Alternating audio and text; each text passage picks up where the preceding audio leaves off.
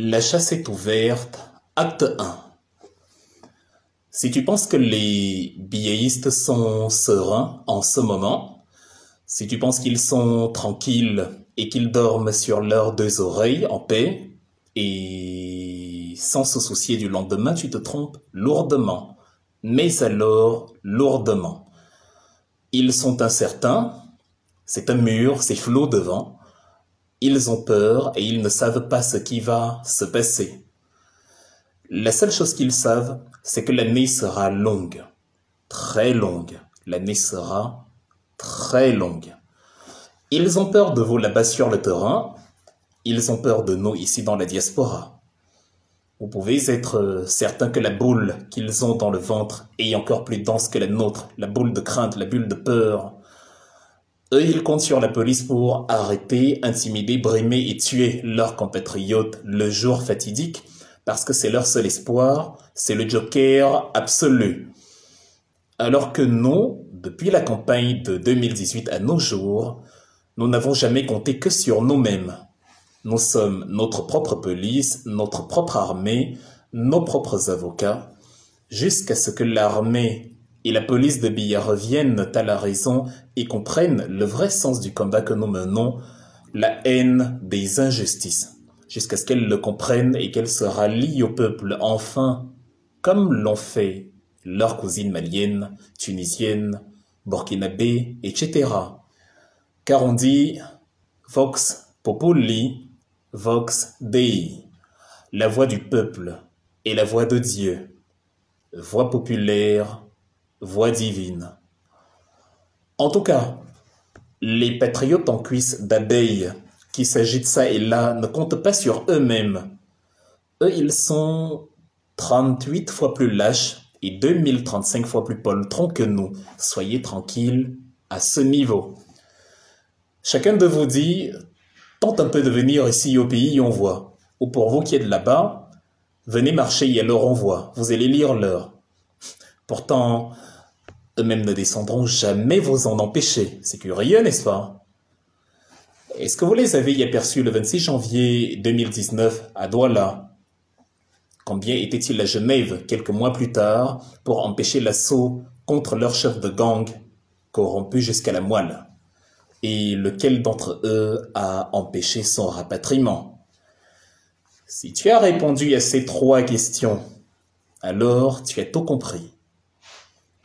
Cette fois non plus, vous ne verrez aucun d'entre eux dans la rue face aux résistants. Aucun, même s'ils sont payés pour. Parce que leur présence ne ferait qu'amplifier l'action et lui donner du retentissement international. C'est ça qu'on appelle un traquenard, un couteau à double lame. Au contraire, ils seront les premiers à lâcher leur demi-dieu s'ils commencent à sentir que le vent tourne en leur défaveur. Comme il est d'usage pour tous les lâches qui n'ont pas de conviction et qui se prostituent politiquement au plus offrant. Ne vous y trompez pas, ces derniers jours j'ai reçu des messages de nombreux acteurs de ce régime, dont certains sont dans l'administration et parmi les forces de l'ordre. Sachez qu'il y en a, là-bas, là, qui ont encore plus soif de changement que nous. Ce dimanche, il y a 2 jours, un officier de police m'a même écrit « Frère, je suis un mordu de la Renaissance. » Fin de citation. Ces gens attendent juste le soutien populaire. Ils sont le ver dans le fruit du pouvoir. À nous d'en profiter. Si Paul Atanganji gesticule autant alors qu'il a failli crever il y a à peine 3 jours dans leurs infrastructures, dans l'une de leurs infrastructures inexistantes, c'est bien parce qu'il n'est plus sûr de rien. Parce que depuis quand on menace un parti supposé politiquement mort? Elle est où la logique? Dans le même siège, Ferdinand Gongo a évacué sa famille en Israël il y a plusieurs mois de cela déjà. Il prendra l'avion par la porte de derrière si les choses venaient à mal tourner. Eux, ils ont déjà tout prévu pour assurer leurs arrières. Donc, pour tous les républicains naïfs qui pensent que ces supposés dirigeants se préoccupent d'autre chose que de leurs propres fesses. Désolé, mais sortez de l'envoûtement et sachez lire les signes du temps. Les gendarmes n'hésiteront pas à abandonner Biya et sa clique à leur sort si la mobilisation populaire est assez forte. N'en doutez pas une seule seconde. Ça a toujours fonctionné comme ça, en tout temps et en tout lieu, de Nicolae Ceausescu en Roumanie, en passant par Mobutu Sese Seko au Zaïre. L'histoire est en train de nous dire que c'est notre tour de l'écrire, même si on a Slobodan Milosevic au pouvoir. Ce régime aurait dû tirer des leçons de la crise anglophone. Il aurait dû comprendre que c'est cette violence-là qui entraînera sa propre chute. Mais au lieu de ça, il a conservé les mêmes méthodes.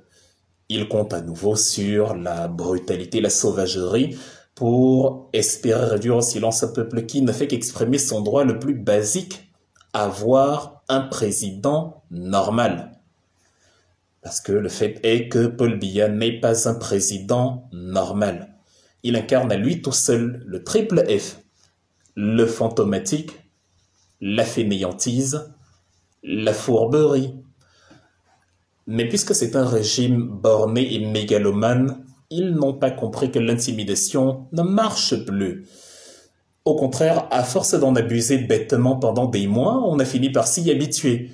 Et au lieu de prendre peur et de se décourager, la détermination est encore plus grande qu'avant les tortures qu'ont subies nos frères le 26 janvier.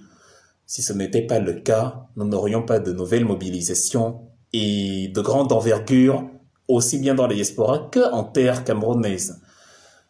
Si tu donnes ton corps, si tu donnes un médicament à ton corps pendant longtemps, il finit par devenir insensible à ce médicament, il finit par y résister.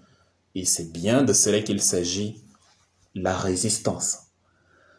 Après 70 ans de sommeil absolu, l'esprit de Oumniobé reprend vie dans nos cœurs. Personnellement, je suis certain que Félix Moumié nous regarde et compte sur nous. C'est la marche du destin. La troisième République frappe à la porte. Un célèbre proverbe de chez moi dit que si les humains avaient peur des abeilles, il y a longtemps que le miel ne se consommerait plus. Si l'heure est venue, alors elle est venue.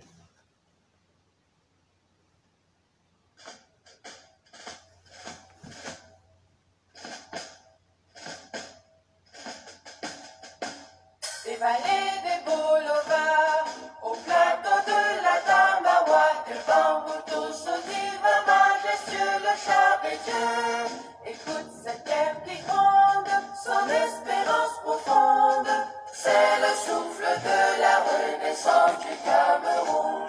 Les sources de Nanga, les torrents de la Sanaga, le des ravines de seigneurie par les flots du Fourri. Ces flots de réjouissance, c'est la nouvelle naissance.